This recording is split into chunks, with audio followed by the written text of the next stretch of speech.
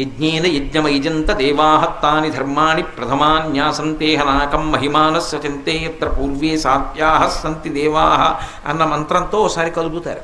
కదిపితే ఆయన తేజస్సు అందులోకి వెళ్ళిపోతుంది. ఇంట్లో పూజామందిరంలో ఉన్న విఘ్నేశ్వరుల్లోకి ప్రవేశిస్తుంది. ఈయనకి పూజ చేసిన అక్షతలు గరిక తల మీద వేసుకుని అప్పుడు వ్రతం మొదలు పెడతారు. అప్పుడు నిర్విఘ్నంగా జరుగుతుంది. లేకపోతే ఏమైనా ప్రతిబంధకం రావచ్చు. ఎంతంత పెద్ద పెద్ద విఘ్నాలవనివ్వండి ఆయన తీసేస్తాడు. అది ఎంత పెద్ద విఘ్నం కానివ్వండి, ఆయనని తలుచుకుంటే మాత్రం ఇంకా విఘ్నం నిలబడదు. ఆ విఘ్నాన్ని తీస్తాడు. అందుకే ఒక్కొక్క దేవాలయంలో 2 విఘ్నేశ్వరులు ఉంటారు, 2 వినాయకమూర్తులు ఉంటాయి. ఒక శివాలయంలో ఒక శివలింగమే ఉంటుంది, ఒక్కొక్క శివాలయంలో 1 కన్నా ఎక్కువ శివలింగాలు ఉంటాయి. అప్పుడు ప్రదక్షిణంలో పానవట్టం దాటచ్చు. సరే, ఇప్పుడు శైవాగమానికి సంబంధించిన విషయం ఎందుకు, కానీ వినాయకుడు సాధారణంగా ఒక్కడే ఉంటాడు, ఉండాలి కూడా. కొన్ని చోట్ల ప్రత్యేక సందర్భాలలో ఇలా ఎందుకు పెట్టారండి అని మీరు అడిగారు అనుకోండి, వాళ్ళు చెప్పలేరు. కానీ ఒక్కొక్క చోట ఒక్కొక్క ప్రత్యేక సందర్భంలో 2 వినాయకులు ఉంటారు. 2 వినాయకుల్ని ఎందుకు ప్రతిష్ఠ చేస్తారంటే అన్ని చోట్ల చేయకూడదు, అలాగా ప్రత్యేక కారణానికి చేస్తారు. ఒకరిని విఘ్నరాజు అని పిలుస్తారు, ఒకరిని విఘ్నేశ్వరుడు అని పిలుస్తారు. విఘ్నరాజు అని పిలిస్తే ఏమిటంటే విఘ్నాన్ని కల్పిస్తాడు. విఘ్నేశ్వరుడు అన్నారనుకోండి, విఘ్నాన్ని తీసేస్తాడు. విఘ్నాన్ని కల్పించడం కోసమని చెప్పి ప్రతిష్ఠ చేస్తారు ఒక్కొక్కసారి. ఏమిటి విఘ్నాన్ని కల్పించడం ఏమిటి అంటే, మీకు నేను తేలికగా అర్థం అవ్వడానికి ఒక ఉదాహరణ చెప్పాలనుకోండి. శత్రువులు దండయాత్ర చేసి వస్తున్నారనుకోండి, రాజ్యాన్ని కబళించడానికి వస్తున్నారు. పూర్వం మహారాజులు ఏం చేసేవారంటే విఘ్నరాజ ప్రతిష్ఠ చేసి పక్కన విఘ్నేశ్వర ప్రతిష్ఠ చేసి ఇద్దరికీ పూజ చేసేవారు. విఘ్నరాజ ప్రతిష్ఠ చేస్తే అవతల వాడికి ప్రతిబంధకం వస్తుంది, వాడు ప్రతిబంధకాన్ని కల్పిస్తాడు. వాడు దాటి ముందుకు రాలేడు, వాడికి ఏదో అడ్డొస్తుంది, అడ్డొచ్చి నిలబడిపోతాడు. ఈయనకి అడ్డు తొలగిపోతుంది, వెళ్ళి వాళ్ళ మీద పడిపోయి వాడిని సంహరించి తన రాజ్యాన్ని కాపాడుకుంటాడు. ఒక్కొక్కసారి ప్రమాదకరమైనటువంటి పనులు చేసేటటువంటి వాళ్ళకి విఘ్నం కలిగితేనే మిగిలిన వాళ్ళు రక్షింపబడతారు. ప్రతిరోజు అద్భుతంగా దొంగతనం చేసేసేవాడు ఉన్నాడు అనుకోండి, ఏ ఇంట్లోనైనా సరే ఎంతమంది ఉన్నా వెళ్ళి దొంగతనం చేసేస్తుంటాడు. వాడికి ఎప్పుడో అప్పుడు విఘ్నం వచ్చి దొరికిపోయాడు అనుకోండి, అయ్యో పాపం విఘ్నం వచ్చి దొరికిపోయాడండి అని బాధపడతారా? అమ్మయ్య ఊరు రక్షింపబడిందండి అని సంతోషిస్తారా? వాడికి విఘ్నం రావడం ప్రయోజనకరం కాబట్టి విఘ్నాన్ని ఇచ్చి కాపాడతాడు మిగిలిన వాళ్ళని. ఎవరికి విఘ్నం కల్పించాలి? ధర్మం వదిలిపెట్టిన వాళ్ళకి విఘ్నం కల్పిస్తాడు, ధర్మాత్ములకు విఘ్నం తీసేస్తాడు. అది ఎలా?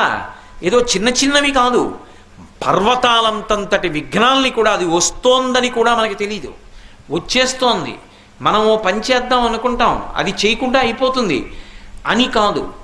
పరమ ధర్మాత్ములైన వాళ్ళని ఏం చేస్తాడో తెలుసా?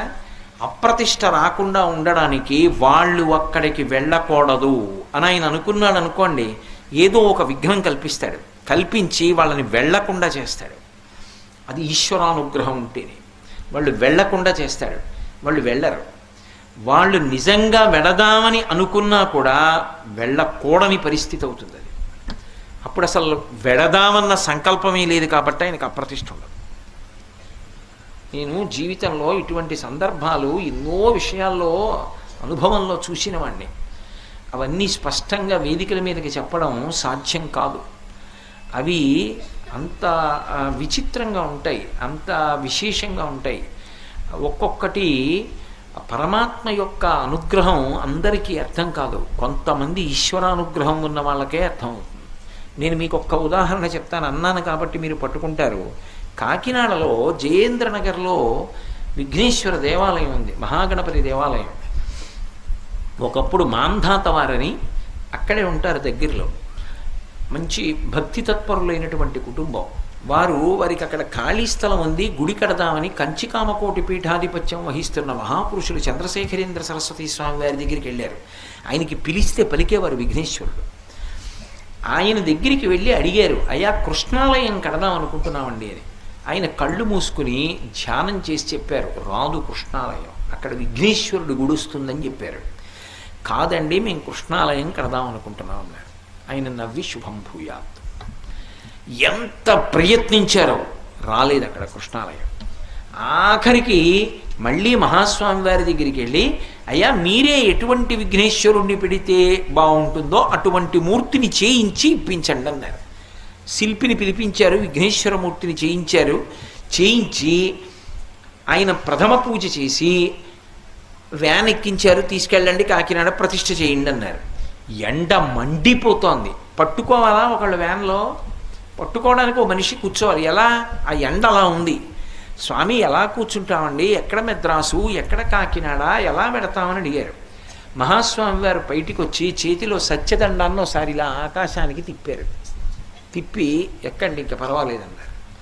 ఎండ మండిపోతోంది, ఎక్కండి అన్నారు. వాళ్ళు కొబ్బరికాయ కొట్టి వ్యాన్ ఎక్కారు. ఎక్కి కామకోటి పీఠం గేటు దాటి వ్యాన్ పైకి వచ్చింది. ఆకాశం మబ్బులు ఇచ్చింది. ఆ వ్యాను కాకినాడ వచ్చే పర్యంతం వ్యాను ఏ దారిలో పెడుతోందో దారంతా మబ్బులే. అది కాకినాడ వచ్చి దింపేసేంత వరకు మబ్బే ఉంది, ఎండలేదు. మహాత్ముల సంకల్పాలు అలా ఉంటాయి. ఆయన ఎక్కడ రావాలనుకున్నాడో అక్కడ వచ్చి తీరేడంతే. ఏది జరగదని తెలుసో అది జరగదని తెలుసు కాబట్టి అసలు వెళ్ళనివ్వడు. ఏది జరుగుతుందో తెలుసు, దానికి వెళ్ళనిస్తాడు. కొన్ని ఆపుతాడు, కొన్ని జరగనిస్తాడు. ఆపడంలో ఏదో ప్రయోజనం ఉంటుంది, జరగనివ్వడంలో ఏదో ప్రయోజనం ఉంటుంది. అందుకే విఘ్నరాజు, విఘ్నేశ్వరుడు అన్న రెండు పేర్లతోటి ఆరాధన చేయబడతాడు. చేయబడి మహానుభావుడు మనకు వస్తోందో పెద్ద అడ్డంకని కూడా మనకి తెలియదు. కానీ ఒక్క నమస్కారం చేస్తే చాలు. రోజు ఒక్క నమస్కారం పెడితే, ఇదిగో నేను మీకు ఇప్పుడు చెప్తున్నానే చిన్న శ్లోకం, సదాబాల రూపాపి విఘ్నాద్రిహంత్రి, అటువంటి శ్లోకాన్ని ఒక్కసారి అనుకుని బయటికి వెడితే చాలు, కాపాడతాడంతే, విఘ్నం రాకుండా చూస్తాడు. అంతటి మహానుభావుడు విఘ్నేశ్వరుడు. అంటే పర్వతములంతంతటి విఘ్నములను కూడా ఇంత పిల్లవాడిలా ఉన్నవాడు తొలగతోయడంలో మాత్రం అంతటి మహాశక్తివంతుడు. ఒకరికా ఇద్దరికా? ఒకరికి ఇద్దరికీ కాదు, ఎన్ని కోట్ల మందికైనా సరే నమస్కారం చేసిన వాళ్ళందరికీ కూడా అనుగ్రహాన్ని వర్షిస్తాడు. అందుకే సదాబాల రూపాపి విఘ్నాద్రిహంత్రి. అటువంటి ఓ విఘ్నేశ్వరుడా, బాలరూపంలో ఉన్నప్పటికీ కూడా అందరినీ అనుగ్రహించగలిగినటువంటి వాడా, మహాదంత వక్త్రాపి పంచాస్యమాన్య. ఇదో విచిత్రం. మహాదంత వక్త్రాపి, దంతి అంటే ఏనుగు, దంతములు ఉంటాయి కాబట్టి. లోకంలో అన్ని ప్రాణులకు దంతాలు ఉంటాయి, పళ్ళు మనం అందరం తింటాం. తినడానికి నవలడానికి ఉపయోగించవు ఏనుగు యొక్క దంతాలు. మహాందంగా ఉంటాయి అవి. అంత అందంగా ఉండే దంతములతో తిరుగుతూ ఉంటుంది కాబట్టి ఏనుగుకి దంతి అని పేరు. ఏనుగంత గొప్పదైనా ఏనుక్కో లక్షణం ఉంది. అది సింహం కనపడింది అనుకోండి భయపడిపోతుంది, సింహానికో లక్షణం ఉంది. ఏనుగు కనపడింది అనుకోండి బలమంతటిని కూడా తీసుకుని ఎగురుతుంది. సింహం సాధారణంగా భూమి మీద కదా పరిగెడుతుంది. పెద్ద భద్రగజం పెడుతోంది అనుకోండి, గురువాయూరు ఎడితే మీకు ఇప్పటికీ కనపడతాయి. రాత్రి వేళలో గురువయ్యూరు దేవాలయం చుట్టూ ఏనుగులు తిరుగుతాయి. తిరిగినప్పుడు చూడాలి మీరు, కొండలు తిరుగుతున్నాయా అనిపిస్తుంది, అంతంత ఎత్తునుంటాయి భద్రగజాలు.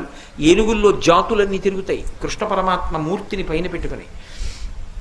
అటువంటి ఏనుగు అంతెత్తునుంటుంది. ఏనుగుని కొట్టాలంటే కుంభస్థలం మీద కొట్టాలి. ఆ కుంభస్థలం మీదకి ఎక్కాలి. ఎక్కనిస్తుంది ఆ ఏనుగు?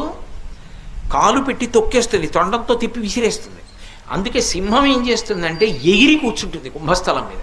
శాతనఖగ్రఖండితల సన్మజ కుంజర కుంభముక్త ముక్తాతత శైల అంటారు మహాభారతంలో.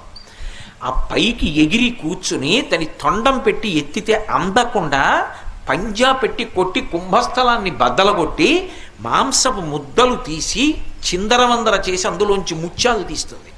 ఏనుగు కుంభస్థలంలో ముత్యాలు ఉంటాయి అని. ముత్యాలు దొరికే ప్రదేశాలు కొన్ని ఉన్నాయి, కొన్ని తేళ్లు ఉంటాయి, అన్ని చోట్ల ఉండవు అనుకోండి. ఆ తేలు యొక్క కొండిలో ఉంటుందో ముత్యం అని, అదో విచిత్రమైన ముత్యం. అలాగే వెదురు బొంగులో ఉంటుంది ముత్యం. అందుకే వెదురు బొంగులు ఎక్కడైనా కనబడితే వెంటనే నమస్కారం చేయమంది శాస్త్రం. వెదురు బొంగు చాలా ప్రసిద్ధి. సరే, ఇప్పుడు నేను ఆ వెదురు బొంగు గురించి ప్రసంగం ఎందుకు, కానీ ఎప్పుడైనా వెదురు బొంగు అని మీరు ఉపన్యాసం చెప్పమంటే చెప్తే అప్పుడు ఇందురు కానీ దాని గొప్పతనం ఏమిటో. అలాగే ఆ ముత్యాలు పుట్టేటటువంటిది సముద్రం. చిట్టి ముత్యం పుట్టే సీత కడుపున్న స్వాతిమానలు గురిచే సముద్రాల కొరకు అని, సముద్రంలోంచి ముత్యం పుడుతుంది అని. ఆ ముత్యం అసలు ఎక్కడ పెట్టుకుంటారు అంటే మెడలో ముత్యాలహారాలు వేసుకుంటారు. అసలు నిజానికి ముత్యం బాగా పెట్టుకోవలసిన స్థానం ఏది అంటే ముక్కు చివర పెట్టుకోవాలి. అందుకే కస్తూరి తిలకం లలాట ఫలకే వక్షస్థలే కౌస్తుభం నాసాగ్రే నవమౌక్తికం. కృష్ణుడి ముక్కు చివర ముత్యం ఉంటుంది. అమ్మవారి ముక్కు లోపలికి ముత్యం ఉండి ఊపిరి విడిచినప్పుడు పైకి వచ్చి కనపడి లోపలికి వెడుతుంటుంది. అసౌ నాసా వంశస్థు హినగిరి వంశధ్వజపటి అని శంకరులు స్తోత్రం చేశారు.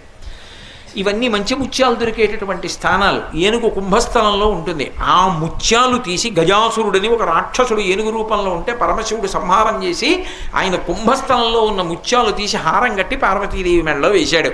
మిగిలిన భర్తల్లా నేను బజార్లో ముత్యాలు పట్టుకొచ్చి నీ మెడలో వేయడమేమిటి పార్వతి, గజాసురుడు కుంభస్థలంలో ముత్యాలు దండ కట్టి నీ మెడలో వేస్తున్నానన్నాడు.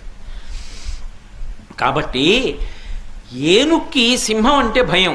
ఎంత భయం అంటే సింహస్వప్నం అంటారు. సింహం కల్లోకి వచ్చిందనుకోండి ఏనుగు చచ్చిపోతుంది. అంత భయం ఏనుగుకి. ఏనుగు కనబడితే సింహానికి అంత ప్రీతి వేట అంటాం, చంపడం. రెండు పుట్టుకతో ఆజన్మ వైరం అంటారే, అవి రెండింటికి ఇతరత్రా ఏం ఉండదు. కానీ పుట్టుకతో ఏనుగుని కొట్టడం అంటే సింహానికి సరదా.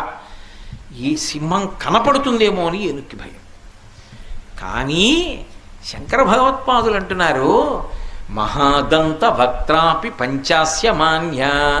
ఏనుగు ముఖంతో ఉన్న సింహంతో పూజింపబడేవాడా అన్నారు. ఇది విచిత్రం. ఏనుగు ముఖంతో ఉంటే సింహాన్ని చూసి పారిపోవాలి ఎంత వినాయకుడైనా. కానీ ఏనుగు ముఖంతో నువ్వు ఉండి సింహంతో పూజింపబడతావు, ఎంత చమత్కారం నీదంటున్నారు. ఏమిటి దాని అర్థం? రేపు 6:30కి తెలుసుకుందాం. మంగళాశాసనపరై వదాచార్య పురోగమై సర్వైశ్చ పూర్వైరాచార్యై సత్కృతాయాస్తు మంగళం. మంగళం కోసలేంద్రాయ మహనీయ గుణాత్మనే చక్రవర్తి తనూజాయ సర్వభౌమాయ మంగళం. ఉమాకాంతాయ కాంతాయ కామితార్థప్రదాయినే శ్రీగిరీశాయ దేవాయ మలినాథాయ మంగళం. సర్వం శ్రీ ఉమామహేశ్వర పరబ్రహ్మార్పణమస్తు. స్వస్తి.